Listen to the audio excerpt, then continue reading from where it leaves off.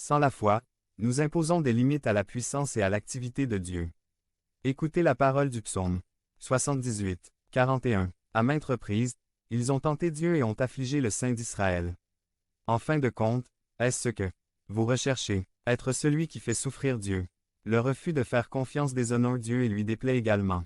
Regardez ce que nous dit Hébreux 11. 6.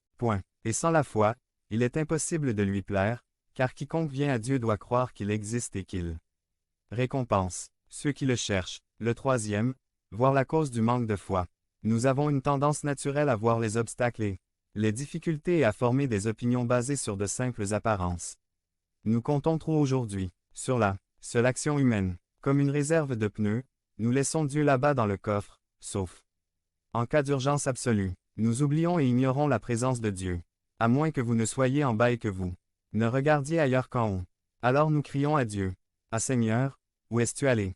J'ai juste imaginé Dieu dans une position réactive là-bas, avec un regard pas si content qui dit. J'ai été ici tout le temps, attendant juste que tu regardes dans ma direction et que tu m'appelles. Nous ne parvenons pas à reconnaître que la foi est le don de Dieu et quelque chose que nous développons à mesure que nous découvrons que Dieu est fidèle à tenir sa promesse. Marc 9, 23 à 24 dit. Et Jésus lui dit, si tu le peux, tout est possible à celui qui croit.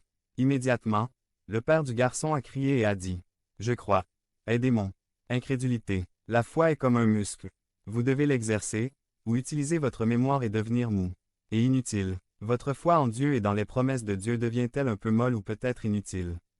Aujourd'hui, si tel est le cas, écoutez ci-dessus, le voici le remède contre la petite foi.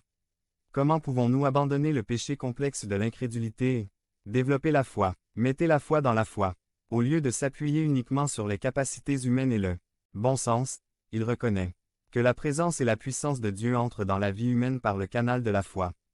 Interprétez la Bible non seulement comme une histoire de ce qui s'est passé dans le passé, mais aussi comme une révélation de ce qui peut arriver dans le présent. Identifiez-vous aux personnages bibliques et reconnaissez que nous pouvons compter sur Dieu pour nous répondre comme il l'a fait à leur égard dans le passé. C'est tout l'objectif du défi dans Hébreux 12. Un est de la liste des témoins amenés à la barre dans Hébreux 11. Chacun d'eux nous dirait que l'on peut compter sur Dieu et que nous pouvons lui faire implicitement confiance. Priez pour le don d'une foi croissante. Écoutez les paroles de Luc 17. 5. Les apôtres dirent au Seigneur, augmente notre foi. Placez votre confiance dans les promesses de Dieu jusqu'à la limite de vos capacités et de vos capacités. Et, peut-être qu'un jour vous vous tiendrez à le bord de votre siège, à côté de ceux du hall de Dieu de la renommée dans Hébreux 11. Fin. Nous avons confiance en Dieu pour le salut